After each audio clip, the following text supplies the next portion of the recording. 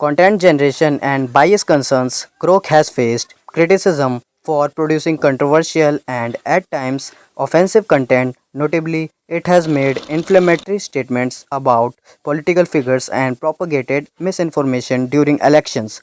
This has sparked debates about AI's role in disseminating information and the potential for integration with social media platforms.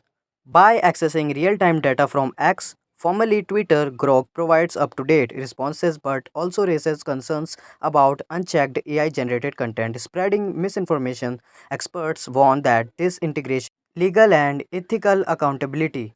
The responsibility for AI generated content is a complex issue, while platforms like X are protected under safe harbor laws for user generated content. It's unclear whether this extends to AI outputs. Legal experts debate whether developers or platforms should be held accountable for AI generated speech. Governmental responses and regulation. Governments, including India's, have raised concerns about AI tools like Grok influencing political narratives and spreading misinformation.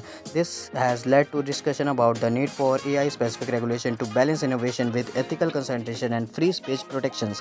This point